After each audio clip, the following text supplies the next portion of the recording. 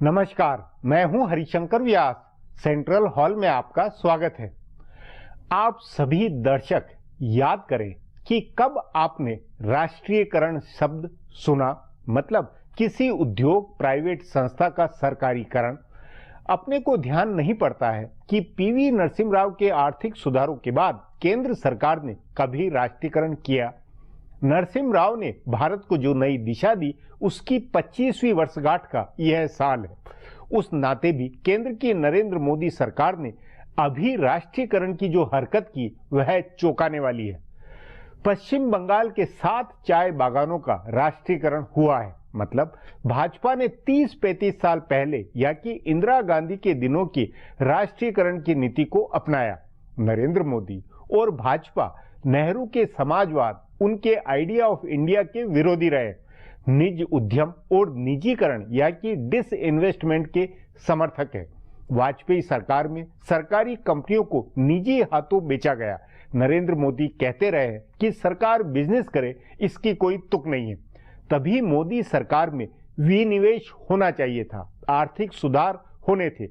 लेकिन बंगाल के 7 चाय बागानों का राष्ट्रीयकरण करके बताया है कि सरकार नेहरू इंदिरा के बर्बादी वाले आर्थिक मॉडल को अपनाने में गुरेज नहीं करती। ऐसा ही एक फैसला 4 बड़ी सरकारी तेल कंपनियों में से एक नई मेगा सरकारी रिफाइनरी बनाने का।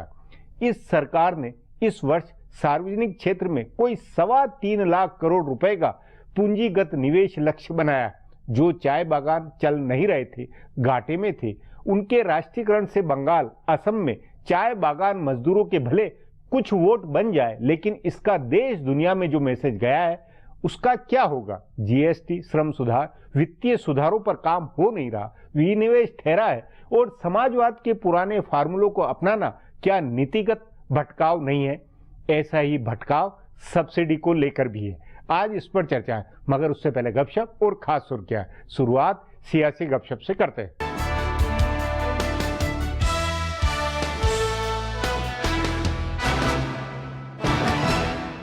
उत्तर प्रदेश असेंबली इंतखाबात में अभी वक्त है, लेकिन नए सियासी तनासुब बनाने की कोशिशें तेज हो गई है। इन तनासुब में सबसे ज्यादा कयासारा या मायावती की पार्टी बीएसपी को लेकर लगाई जा रही है। बीएसपी के रहनुमा अभी तो तनहा लड़ने की तैयारी कर रहे हैं, लेकिन बिहार की तरह मुस्लिम वोट मुत्तहिद करने के लिए उनको कांग्रेस का साथ लेने की जरूरत महसूस हो रही है। तभी माना जा रहा है कि कांग्रेस बैठे बैठे उत्तर प्रदेश की सियासत के लिए काफी अहम हो गई है। बिहार के वजीर आला नीतीश कुमार भी 7 जमातों का इत्तेहाद बनाने में लगे हैं, जिसका मुस्तकबिल इस बात पर मुनहसिर है कि कांग्रेस इसके साथ जुड़ती है या नहीं। नीतीश की party JDU, RJD, RLD, Peace Party और अपना दल का एक खेमा एक साथ आया है, लेकिन कांग्रेस के बगैर इनकी हैसियत बिहार इंतखाबात में समाजवादी पार्टी के बनाए इत्तेहाद जैसी हो जाएगी। कांग्रेस दरअसल इस बात के इंतजार में है कि बीएसपी से बात बन जाए। बीएसपी से एक साथ उत्तर प्रदेश और पंजाब में मफाहमत की बात हो सकती है। अगर उसके साथ बात नहीं बनती है, तभी कांग्रेस रहनुमा किसी दूसरे इत्तेहाद पर गौर करेंगे। इसी बीच एमआईएम के रहनुमा असदुद्दीन ओवैसी ने अपनी पहली रैली करके इंतखाबी मुहिम का आगाज कर दिया है। वो भी बताया जा रहा है कि बीएसपी से मफाहमत की कोशिश में लगे हैं, लेकिन मायावती शायद ही उनके साथ मफाहमत करेगी।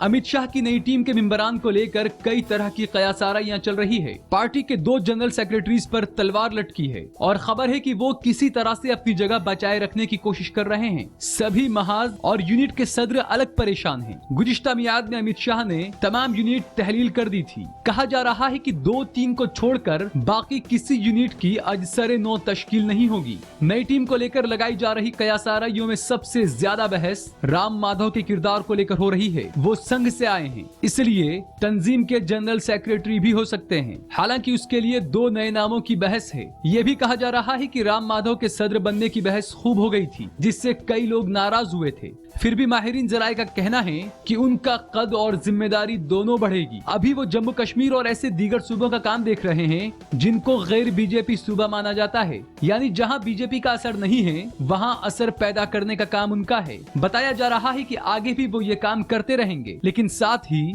मजीद कुछ सूबों की जिम्मेदारी भी उनको मिल सकती है। पार्टी के कई रहनुमा उनको बीजेपी का मुस्तकबिल बता रहे हैं और उनके दरवाजे तक भी दौड़ लगाने लगे हैं। गुज़िश्ता साल 8 नवंबर को बिहार में वोटों की गिनती होने के बाद लालू प्रसाद बिहार छोड़कर नहीं निकले हैं। उन्होंने पटना में डेरा डाला है। वो अपने दोनों बेटों तेज प्रताप और तेजस्वी के साथ साथ हुकूमत के कामकाज पर बारीक नजर रखे हुए हैं। वो सरकारी प्रोग्राम्स में हिस्सा ले रहे हैं और साथ ही पार्टी इत्तेहाद को मजबूत करने में लगे हैं। उनकी पार्टी के माहिरीन जराए का कहना है कि लालू प्रसाद की बिहार से बाहर की कोई ख्वाहिश नहीं है, इसलिए उन्होंने पटना में डेरा डाला है। उनका वाहिद हदफ बेटों की क़यादत कायम करना और आरजेडी को तनहा इख्तिदार में लाने का है। दूसरी जानिब वजीर आला नीतीश कुमार कुल हिंद सतह की सियासत के लिए निकल पड़े हैं। उनकी पार्टी के रहनुमा बता रहे हैं कि बिहार की उनकी ख्वाहिश पूरी हो गई है और अब वो कौमी किरदार की तैयारी कर रहे हैं। उन्होंने असम में कांग्रेस और बदरुद्दीन अजमल के बीच मफाहमत की कोशिश की थी और कहा जा रहा है कि इंतखाबात के बाद अगर जरूरी हुआ तो नीतीश के जरिए ही ये काम होगा। नीतीश कुमार ने बुध को दिल्ली में अजीत सिंह और उनके बेटे जयंत चौधरी से मुलाकात की और खबर है कि जेडीयू आरएलडी की मफाहमत या इंजमाम भी हो सकता है। नीतीश कुमार पंजाब के इंतखाबात में उम्मीदवार नहीं देंगे और अरविंद केजरीवाल की पार्टी की हिमायत करेंगे। इसी तरह से वो मगरबी बंगाल में मुसलसल ममता बनर्जी के राब्ते में हैं। लालू सीएम का ख्वाब लेकर पटना में बैठे हैं तो नीतीश पीएम का ख्वाब लेकर पटना से निकल पड़े हैं। अब आज की सुर्खियां ये लीक से कुछ हटकर है और इनसे देश की दशा दिशा को बूझ सकेंगे।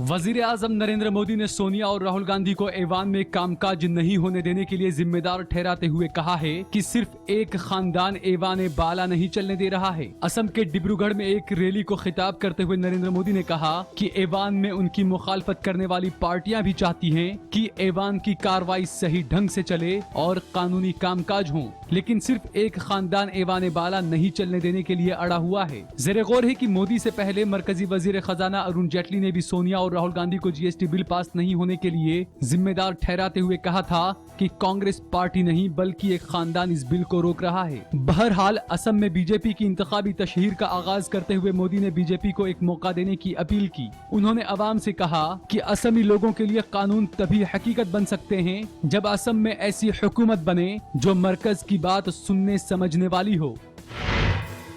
आमतौर पर सरकारी प्रोग्रामों में सियासी बातें नहीं होती हैं, लेकिन वजीर आजम नरेंद्र मोदी ने आज असम के एक सरकारी प्रोग्राम में इशारों ही इशारों में अपनी पार्टी के वजारत आलिया के दावेदार सर्बानंद सोनोवाल को लॉन्च किया। उन्होंने 10,000 करोड़ रुपए के 2 मंसूबों का इफ्तिताह करते हुए 2 बार सर्बानंद सोनोवाल के नाम का जिक्र किया। वजीर आजम ने कहा कि इन दोनों मंसूबों के रस्मी इदारे से हिंदुस्तान में आनंद है और असम में सर्बानंद है। उन्होंने दूसरी बार अपने सीएम उम्मीदवार के नाम का जिक्र करते हुए कहा कि अगर इन मंसूबों का रस्मी इदारा 25 साल पहले हो गया होता तो असम में चारों तरफ सर्बानंद होता। ज़ेरे गौर है कि बीजेपी ने गुज़िश्ता दिनों सर्बानंद सोनोवाल के नाम का सीएम के दावेदार के तौर पर ऐलान किया है। वजीर आजम ने इन दोनों मंसूबों का रस्मी इदारा करते हुए कहा कि रोजगार के मौके बढ़ाने के लिए जरूरी है कि कुदरती वसाइल का सही इस्तेमाल किया जाए और सनतों को ताउन देने वाली यूनिट कायम की जाए। बेंगलुरु में तंजानिया की तलबा के साथ हुई बदसलूकी के मामले में 3 पुलिस एहलकार को मुअत्तल कर दिया गया है। पुलिस ने मामले की तफ्तीश के बाद मजीद 4 अफराद को गिरफ्तार किया है, जिससे इस मसले में गिरफ्तार लोगों की तादाद 9 हो चुकी है। ज़ेरे गौर है कि इतवार को तंजानिया की एक तलबा के साथ भीड़ ने बदसलूकी की थी। तंजानिया के सफीर ने इसे नस्ली हमला बताया है। हालांकि सूबाई हुकूमत ने इससे इनकार किया है और कहा कि ये मामला वैसा नहीं है जैसा दिखाया जा रहा है। बहरहाल इस मामले की तफ्तीश के लिए वजारत खारजा की एक टीम आज बेंगलुरु पहुंची है। इस टीम में तंजानिया के हाई कमिश्नर भी शामिल हैं। वजीर दाखिला सुषमा स्वराज, कर्नाटक के वजीर आला सिद्धरमैया समेत तमाम सियासी जमातों ने इस वाकये की सख्त मजम्मत की है।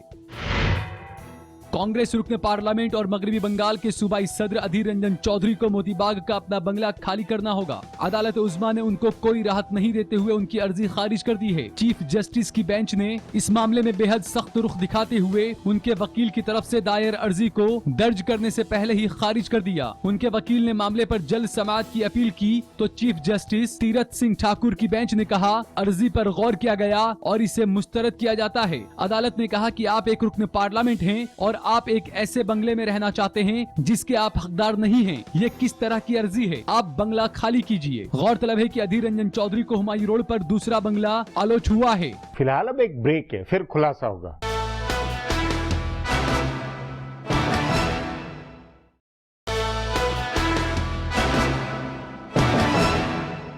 नेहरू के आइडिया ऑफ इंडिया में समाजवाद और उसमें सरकारी कंपनियों का रोल अहम है।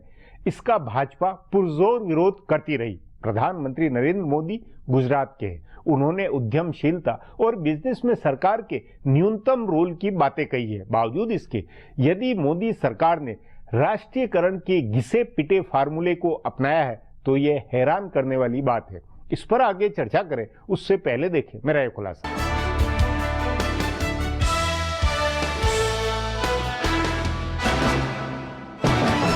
इंदिरा गांधी ने 1969 में बैंकों को नेशनलाइज किया था। तब अटल बिहारी वाजपेयी की कमान में जनसंघ ने इसकी जबरदस्त मुखालफत की थी। तब जनसंघ और अब की बीजेपी की इक्तिसादी पॉलिसियों का लब्बो-लुआब ये रहा है कि हुकूमत का काम कारोबार करना नहीं है, कारोबार सनतकारों के हाथ में होना चाहिए। बीजेपी हमेशा नर्म इक्तिसादी पॉलिसियों की हामी रही है और तभी जब अटल बिहारी वाजपेयी 13 दिन के लिए वजीर आजम बने तो अमेरिकी कंपनी एनरॉन को हिंदुस्तान में बिजली बनाने की मंजूरी दी गई और 13 महीने के लिए वजीर आजम बने तो वजारत डिसइन्वेस्टमेंट बनवा डाला ताकि खसारे में चल रही हिंदुस्तानी कंपनियों को बेचा जाए। नरेंद्र मोदी की कमान में बनी हुकूमत ने तो बड़ा मुनाफा कमाने वाली हिंदुस्तानी कंपनियों के शेयर बेचकर पैसे जुटाने शुरू किए, लेकिन अचानक खबर आई कि हुकूमत ने मगरबी बंगाल के 7 चाय बागानों को नेशनलाइज करने का फैसला किया है। हुकूमत ने टी बोर्ड को हुक्म दिया है कि वो फौरन डंकन इंडस्ट्रीज के 7 चाय बागानों की तहवील करे और उसका मैनेजमेंट अपने हाथ में ले। मरकजी हुकूमत के इस फैसले की कोई इक्तिसादी वजह समझ में नहीं आती है, क्योंकि हुकूमत के मैनेजमेंट संभाल लेने से इन चाय बागानों की हालत सुधर जाएगी इसका किसी को यकीन नहीं है। पेट्रोलियम या कोयले जैसे हलकों को छोड़ दें तो किसी भी बाजार में हुकूमत का मुजाहरा हरीफ के तौर पर काफी खराब है। इसकी सियासी वजह यह है कि बंगाल और असम में इंतखाबात होने वाले हैं जहां काफी चाय बागान हैं और उनके मजदूरों को इससे एक मुस्बत पैगाम गया है। लेकिन सवाल है कि क्या सिर्फ सियासी फायदे के लिए हुकूमत की पॉलिसी पर मबनी सोच बदली जा सकती है? एक तरफ जब हुकूमत हर हलके में प्राइवेटाइजेशन की पॉलिसी पर चल रही है तो दूसरी तरफ यह खसारा उठाने वाली कंपनियों की तहवील कैसे कर सकती है? इस साल के बजट में भी हुकूमत डिसइन्वेस्टमेंट का हदफ बढ़ाने वाली है। इस मामले में कुछ बड़े ऐलानात हो सकते हैं। रेलवे से लेकर एयर इंडिया और BSNL से लेकर MTNL तक कई सरकारी कंपनियों को प्राइवेट हाथों में देने की बहस चल रही है। तभी बंगाल के चाय बागान की तहवील पर कई सवाल उठे। हालांकि ज्यादातर माहिरीन इसे लेकर कुछ और ही सोच रहे हैं। उनका कहना है कि ये इस हुकूमत की मुस्तकिल पॉलिसी नहीं हो सकती है। सियासी फायदे के लिए ये फैसला हुआ है और ये इस तरह का आखिरी फैसला होगा। इसके बावजूद दुनिया भर के सरमायाकारों के बीच कोई मुस्बत पैगाम नहीं गया है। माना जा रहा है कि कांग्रेस नायब सदर राहुल गांधी को ध्यान में रखकर ये फैसला हुआ है। राहुल हर जगह हुकूमत पर इल्जाम आयद कर रहे हैं कि वो गिने चुने सूट बूट वाले लोगों के लिए काम कर रही है। बंगाल और असम के इंतखाबात में भी वो इसी मसले पर तशहीर करेंगे। कहा जा रहा है कि राहुल असम और बंगाल में चाय बागानों के मजदूरों का मुद्दा उठाते उससे पहले हुकूमत ने 7 चाय बागानों की तहवील कर ली। बीजेपी की तरफ से तशहीर की जाएगी कि ये फैसला मजदूरों के मफाद के लिए है। इंतखाबात के बाद खसारे की इन सनत का हुकूमत क्या करती है ये भी देखना दिलचस्प होगा। अब एक ब्रेक है, उसके बाद मोदी सरकार के राष्ट्रीयकरण फैसले पर चर्चा करेंगे।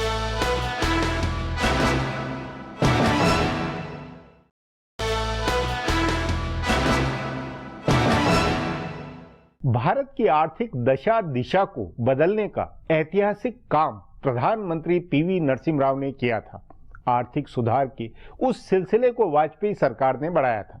वाजपेयी ने देश की आर्थिकी को, जनता के पैसे को खाने वाले सरकारी कारखानों से पिंड छुड़ाने के लिए विनिवेश मंत्रालय बनवाया। पर मोदी सरकार ने उल्टे राष्ट्रीयकरण का अभी एक फैसला लिया है। इस पर चर्चा के लिए आज मेरे साथ वरिष्ठ पत्रकार मुकुल शुक्ला है। मुकुल जी, केंद्र की मोदी सरकार ने पश्चिम बंगाल के 7 चाय बागानों का राष्ट्रीयकरण किया है। ये खबर अपने आप में हैरान करने वाली नहीं है क्या? बिल्कुल है, क्योंकि इसकी कोई आवश्यकता नहीं थी। सबसे पहली बड़ी बात तो ये कि इसकी इस समय कोई आवश्यकता थी नहीं। अगर वो 7 बागान बीमार हो चुके थे तो उनको मर जाने देना चाहिए था। उनको वहां पर अच्छे पैसे को बुरी पैसे के पीछे दौड़ाने का कोई तर्क होता नहीं है।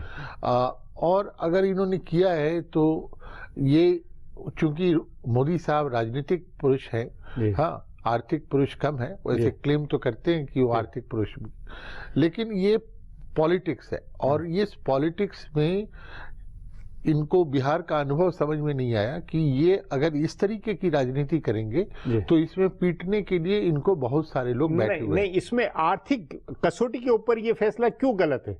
ये इसलिए मैंने कहा ना कि बुरे पैसे के पीछे जो चीज बर्बाद हो चुकी है उसमें और नया पैसा लगाने का कोई तुक नहीं है। और वो 7 बागान है मान लीजिए जहां पर स्थिति बहुत ही दयनीय थी, तो आपके पास रास्ता एक और था जिसका आपने उपयोग नहीं किया।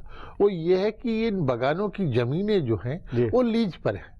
वो लीज आप हटा करके जो वहां पर टी वर्कर्स हैं उनके बीच में आप बांट दीजिए, उन्हें जो करना होगा करेंगे अपना। मैं फिर एक बड़े व्यापक स्तर के ऊपर कि राष्ट्रीयकरण का, क्योंकि पीवी नरसिम्हा राव के बाद मैंने भी राष्ट्रीयकरण का शब्द नहीं सुना कि कोई सरकार केंद्र कर रही है। इतना पुराना घिसा पिटा हुआ, तो इससे क्या मतलब है कि सरकार में आर्थिक सोच में ये विचार आया, तो इस विचार के साथ में फिर पीएसयू का ये है कि पब्लिक सेक्टर को इंपॉर्टेंस देनी चाहिए, या नेहरू के आइडिया ऑफ इंडिया और समाजवाद को हमें वो व्यवहारिक है, ये अभी भी माना जा रहा है सरकार में? देखिए ना, अभी कुछ दिनों से इस सरकार का जो रवैया है वो बेल आउट वाला रहा है। अब जैसे इन्होंने ये किया, उदय नाम की एक स्कीम बनाई है, उज्ज्वल डिस्कॉम आवास योजना। अब इसमें ये क्या है कि ये जो आएंगे, अब प्रॉब्लम बिजली सेक्टर की, इलेक्ट्रिसिटी सेक्टर की जो प्रॉब्लम, फंडामेंटल प्रॉब्लम ये है कि इम्बैलेंस टैरिफ सिस्टम है। आप अगर हरिशंकर जी हैं तो आपके लिए एक रेट है, मैं मुकुल शुक्ला हूं तो मेरे लिए दूसरा रेट है, तीसरे कोई और है तो उनके लिए अलग। ये खपत पर इन्होंने रेट बनाए हुए हैं हर पूरे हिंदुस्तान भर में कि आपने 100 यूनिट खर्च की तो आपको इतना देना पड़ेगा, 200। पूरी दुनिया में हिसाब है कि अगर आप थोक में माल लेते हैं तो चीजें सस्ती पड़ती है। यहाँ पर उसकी उल्टा लॉजिक है।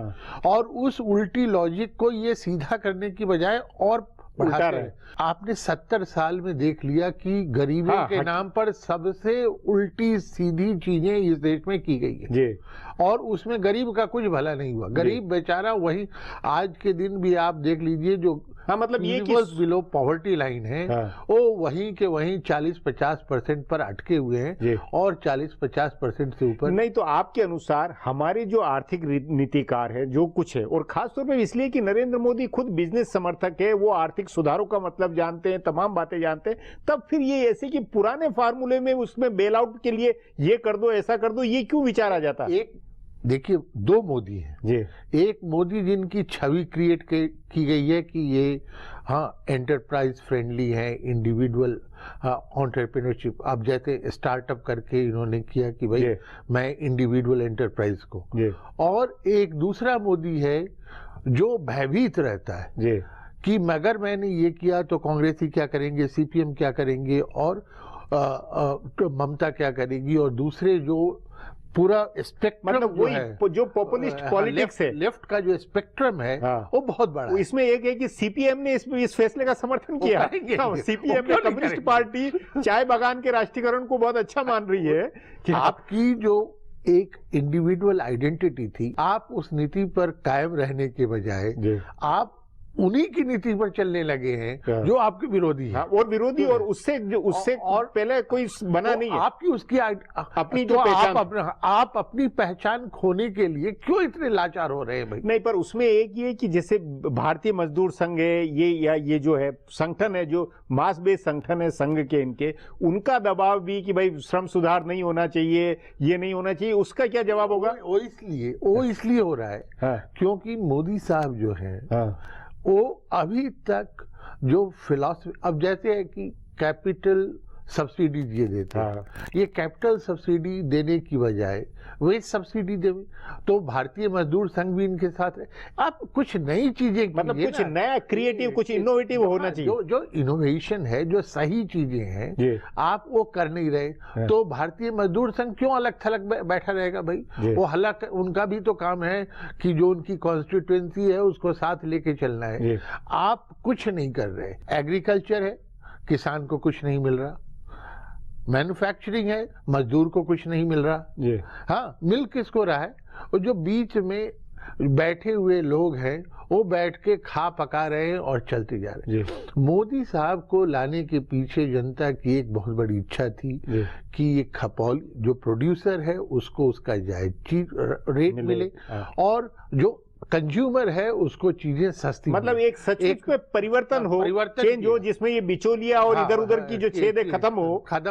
वो ये कर नहीं, वो आर्थिक नीतियां नहीं बन रही है, वो इनमें दम नहीं है, वो इनमें शक्ति नहीं है। नहीं, लेकिन जैसे ये है कि भाई फसल बीमा वाला ले आए, ये ले आए, फसल बीमा से ले आए, लेकिन फसल बीमा पहले देखिए तो कहां तक जाता है। बोल जी, बातचीत को यहीं समाप्त करेंगे। प्रोग्राम में आने के लिए बहुत बहुत धन्यवाद। हमारा प्रोग्राम अब यहीं खत्म होता है। आग्रह है प्रोग्राम पर अपनी राय hsvyas@nayaindia.com पर ईमेल करके बताएं या hsvyas@twitter और Facebook /नया इंडिया न्यूज़पेपर पर जाहिर करें।